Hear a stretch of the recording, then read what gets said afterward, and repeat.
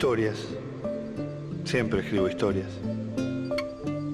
Estoy intentando escribir una historia sobre América Latina, sobre el sueño de América Latina. Se dice sueño.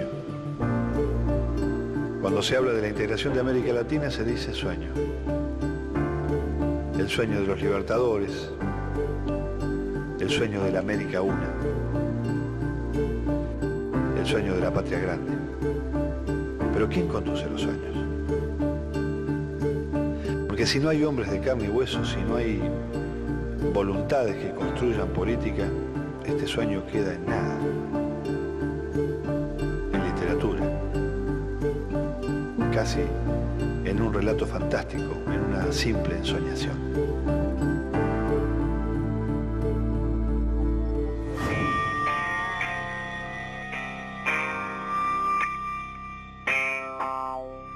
Pienso, porque soy optimista, que este mundo puede salvarse.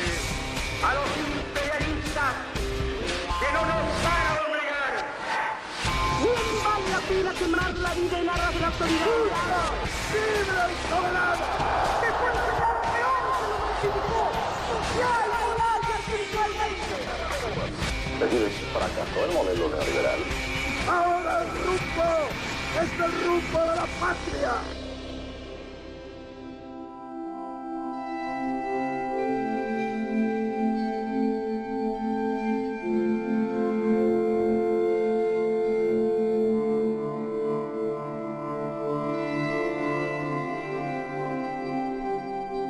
Piensa en esos paísitos de América Central, ¿qué puede pasar con ellos si no se unen? ¿Con qué pueden soñar ellos si no se unen? Pueden soñar con el hambre, con la destrucción, con la muerte. ¿Con qué podemos soñar nosotros si no nos unimos? Todo lo que tenemos la misma lengua, lo que tenemos el mismo origen. América que se comunica en el mismo idioma. O sea, después del río Bravo para acá. Porque no se puede soñar en América sin incluir la América Central y aquello que quedó en el norte. ¿Y qué pasa con el Brasil? Bueno, hombre, incluyámoslo. Incluyámoslo, es parte de esta América del Sur. Claro que sí, aunque no tengamos la misma lengua, tiene el mismo origen. Y bueno, pero lo que estoy intentando hacer me parece que también a esta altura es imposible. Si es imposible lo tuyo, fíjate lo que ha sido lo nuestro. Pero el punto está en que uno piensa que no aparecen o claramente no aparecen los hombres que conducen. Bueno, hombre, eso hay que construirlo. A lo largo de toda esta historia. Han aparecido. Sí, han aparecido. Y si han aparecido, aparecerán. Por ahí andan, en las Por paredes. acá andan algunos, por allá andan otros. En el siglo XIX, en el siglo XX. Bueno, esperemos del siglo XXI. Esperemos activamente. ¿Tú crees que yo he arado en el desierto? ¿He arado en el mar? ¿Tú crees? Pero han cambiado mucho las cosas generales. Obvio. Tal vez a lo mejor uno dimensiona por la cercanía en el tiempo que el enemigo es más importante que el enemigo que tuvieron que enfrentar ustedes. Aunque sea el mismo. Tal vez uno piensa siempre eso, ¿no? Que el enemigo que tiene que enfrentar uno es el más importante y que el otro fue más fácil porque ya se venció. La imagen infantil que tengo de Simón Bolívar se contrapone con esta realidad y realidad, no sé qué es esto. Pero no es la misma imagen, yo no... Tenía otro Simón Bolívar. Un Simón Bolívar bien acomodadito, bien peinadito. Listo para el cuadro, para posar. Pero ese era un Bolívar posado. Este tiene otra... Este es un hombre en acción. Estamos en plena campaña. Estamos en plena campaña militar, me refiero. Un hombre en combate. Como se plantó la historiografía en Argentina, Bolívar está enajenado de la historia argentina. O sea, la historia que nos cuentan es una historia sin Bolívar. Bolívar es también una calle, guarda. Algunos que no hemos sido traidores también tenemos. Sí, sí. Si uno mira hoy, como que el concepto de lo bolivariano tiene más peso en América del Sur, si quiere, que el concepto sanmartiniano, que quedó reducido como una especie de receta moral. ¿No se deberá tal vez ese debilitamiento del pensamiento sanmartiniano a la posición estratégica que esta patria de la Argentina ocupa hoy en el concierto internacional? Querido, hubo proyectos de casi de escisión de América por parte de Argentina. Autoconsiderándose europea. Con una perspectiva que la ponía Allende los mates. ¿Cierto? Y sobre todo en esta ciudad. En esta ciudad vuestra, hermosa y bella. Yo llego a Guayaquil, tenía facciones que me pedían que se anexara a la Gran Colombia, facciones que me pedían que se anexaran al virreinato del Perú, o aquello que eran los restos del virreinato del Perú, y facciones que querían ser independientes. Pues una decisión política había que tomar. No puede haberse equivocado, pero el sueño era de la Gran Colombia, el sueño era la formación de ese continente firme, de ese continente que integrara la América Central. Tú no olvides que yo luego propuse hacer un encuentro en Panamá, un encuentro de todas las Américas. ¿Sabes lo que me ha respondido acá la Argentina? Me ha respondido la Confederación, que estaba en ese momento a mano de Bernardino Rivadavia. ¿Sabes lo que me ha respondido? Encantado de participar si hubiera veedores ingleses.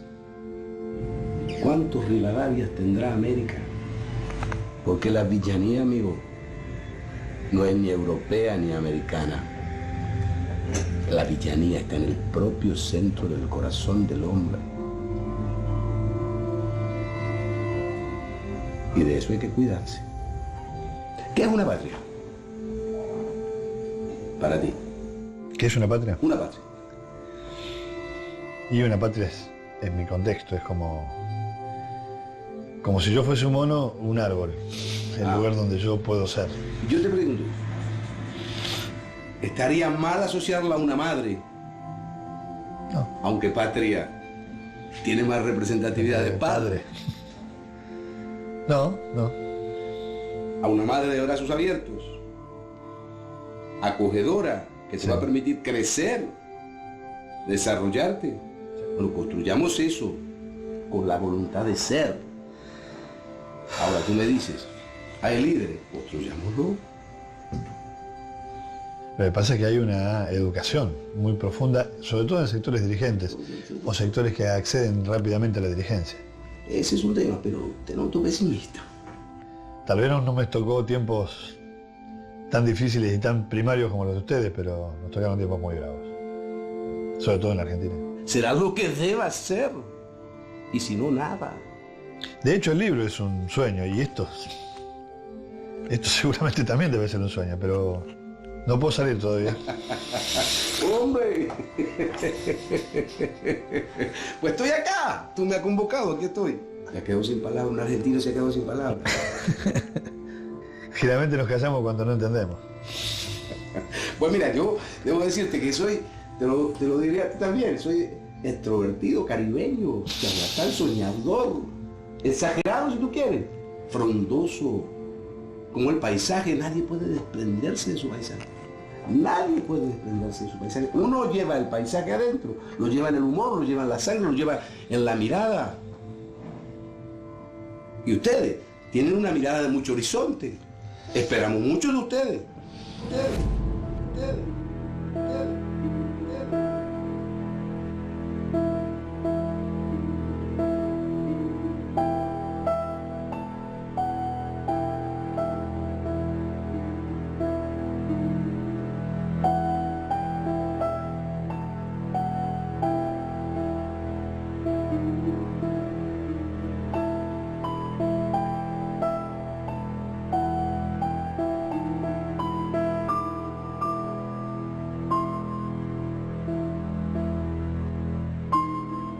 Domingo, día bonito el de hoy. Ayer estuvo lluvioso el día. Fíjense esto. Apoyo a la democracia. Resulta que ya estos son mediciones de 10 años. En América Latina, en 1996, el apoyo a la democracia era de 61%. En el 2004 bajó a 53%. 8 puntos bajó en 9 años, en 8 años. Eso es el promedio de América Latina. En Venezuela, en el 96, era de 62. En el 98 había bajado a 60 en Venezuela. En el 2004, 74% de apoyo a la democracia. Venezuela, A diferencia de América Latina, que bajó 8 en este periodo, Venezuela subió 12 puntos. Apoyo a la democracia. Aquí está la gráfica, pero cada uno de estos es un año. Esto es un año y ustedes ven, el color rojo es Venezuela y el color negro América Latina. Vean cómo en América Latina ha bajado, fíjense ustedes. En Venezuela vean ustedes el salto que dio del 2001 a 2002. Aquí vinieron los acontecimientos políticos del golpe y todo esto. Y 2004, vean el salto que dimos. Tiene que conocerlo el mundo. Los pueblos, al menos yo cumplo con el pueblo venezolano. Y bueno, y es posible que este programa lo vean en otras partes, ¿no? Creo yo que en algunas partes lo ven. Es posible que Telesur retransmita estas cosas. Telesur está transmitiendo. Vamos a saludar a Andrés Izarra y a Telesur, a Arán Aronián y a todo ese equipo y a darles un aplauso a Telesur. Telesur, compañero, camarada y compatriota. A ver, cuando estemos listos. ¿Aló, presidente? ¿Cómo es que se llama ese muchacho? Mi nombre es Tato Contiza.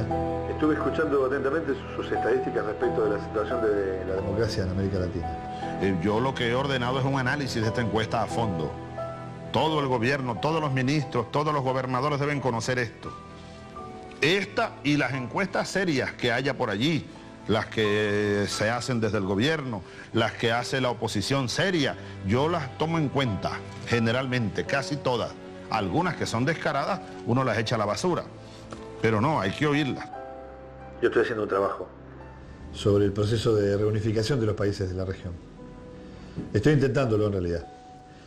Y me gustaría aprovechar la oportunidad para saber cuál es su opinión sobre la aparición de los líderes que son en definitiva los encaminadores de estos procesos.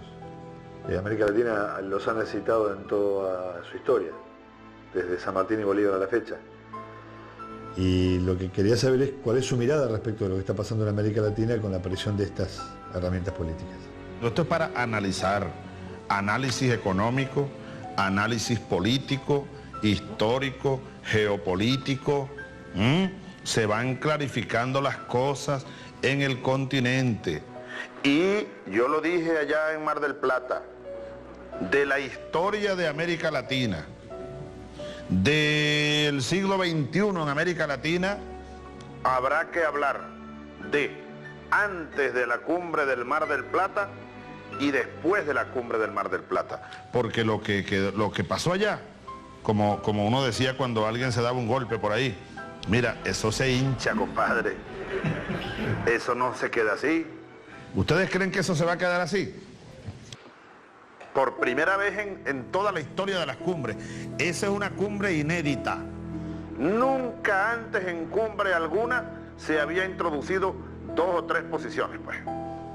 Eso, entre otras cosas, refleja los cambios y la puja de poderes que no pudieron con el poder del sur. El poder del norte no pudo con el poder del sur, a pesar de sus aliados, ¿no? A pesar de sus aliados. Entonces, vamos a evaluar lo que pasa en Doha, se van a acordar de mí. En Doha no, en Hong Kong. En Hong Kong, ahí se va a debatir otra vez. Clarito, ese es el eje. Yo he estado hablando hace varios años del eje Caracas, Brasilia, Buenos Aires, Montevideo. Orinoco, Amazonas, Río de la Plata, si me lo pones por el agua, pues. Ahí está. El eje de la liberación de Sudamérica. Lamentablemente, hace 200 años ese eje no pudo activarse. Brasil era un imperio. Había un imperio ahí. Y bueno, y Bolívar tenía muchos recelos con Brasil. Solo al final hizo un acercamiento, pero ya se caía la Gran Colombia. Y bueno, por donde se unieron fue con el Río de la Plata, en Guayaquil, Bolívar y San Martín. Pero luego las divisiones allá en la provincia, las provincias del Río de la Plata se dividieron, igual que aquí se dividieron y se vino abajo el proyecto. El estigma, la semilla de la división, San Martín terminó yéndose, se fue para Europa. O'Higgins, el chileno, terminó en el exilio, lo echaron. Artigas, el caudillo oriental, en el exilio, lo echaron. Bolívar en Santa Marta, he arado en el mar. Sucre en Berruecos, ¡ay, balazo! Así terminaron aquellos. La cosa ha cambiado 200 años después. Lamentablemente, una falla técnica allá en Argentina.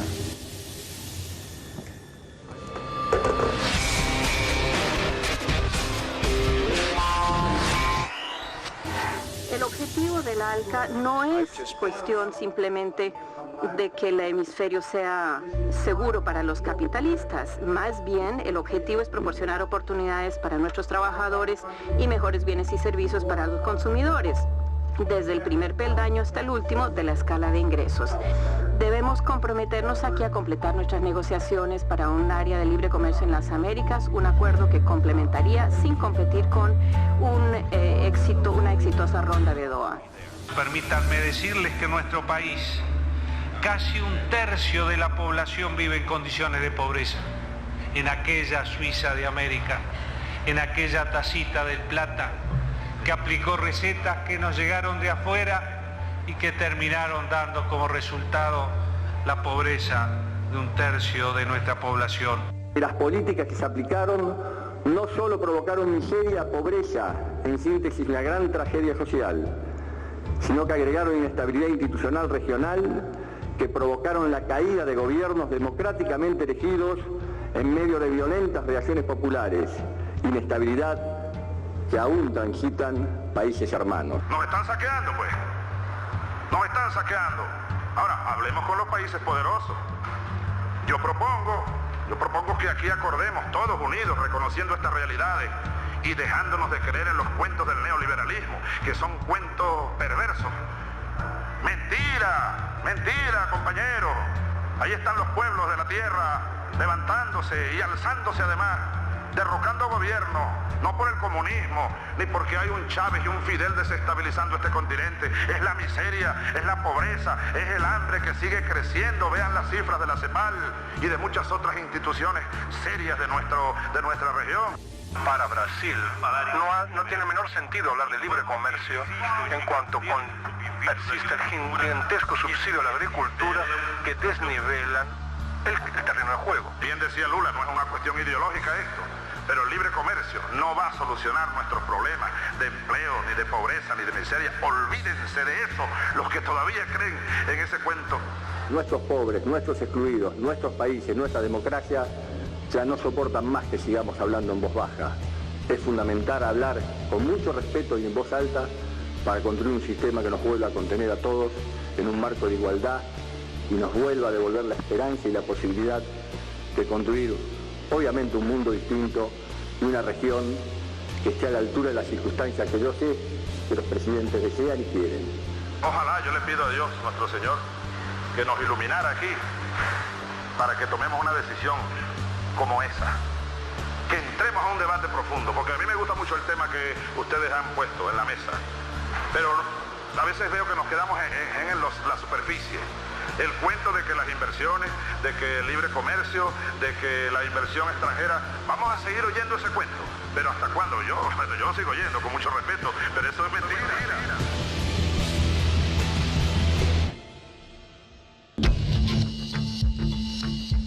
Los líderes no son hombres providenciales.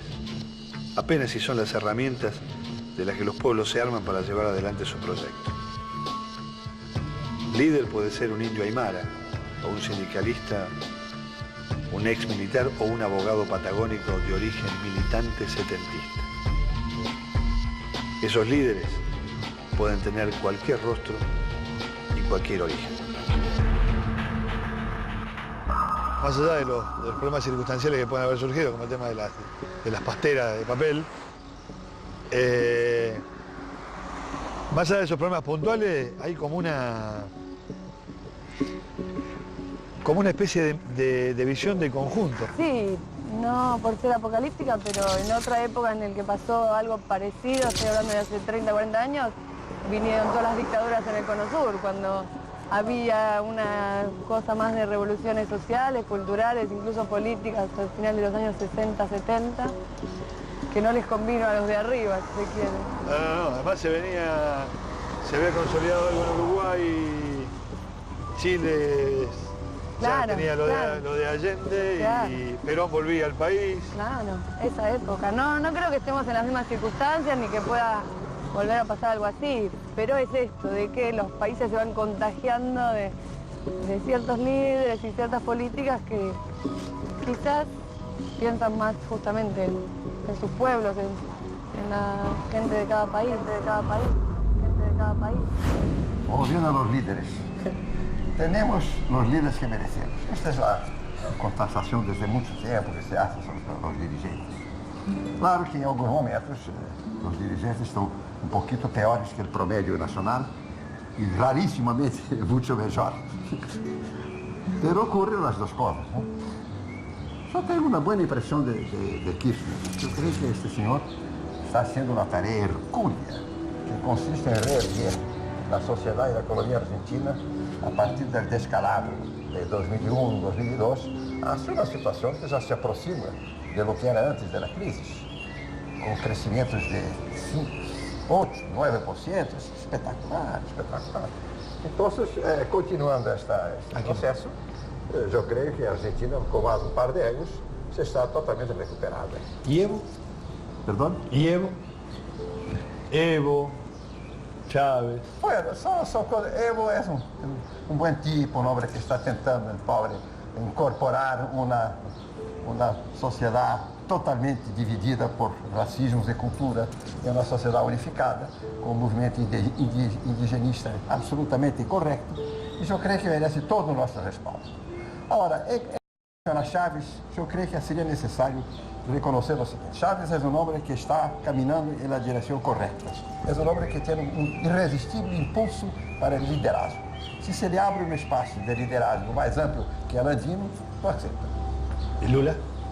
Lula é um tipo diferente, é um homem que não se preocupa tanto com a visibilização de seu liderazgo, é um tipo que opera de uma maneira mais cautelosa, é um homem que é um homem cauteloso, um homem astucioso. Então, Lula é um good partner, porque não tem pretensões descabidas. Y entonces ahora le hago la pregunta completa. Lula, Kirchner, Evo. Não, Evo não é um protagonista central. Esse é um objeto de atenção. O protagonista central será Chávez, não Evo. Evo não tiene condição. Y en el funcionamiento general, digamos, en el tiempo que vivimos hoy, ¿esto cierra de alguna manera, combina bien? Eu creio que sim, como lhe dizia você, Tato, se homens como Kirchner e Lula se propõem a incorporar a Chávez em esforço tríplice de desenvolvimento regional, integração de Mercosul e formação de um sistema sul-americano, Chávez aceitará. Chávez é um homem que tem uma propensão irresistível ao protagonismo. Se se lhe oferece um protagonismo largo, se olvida del Chico.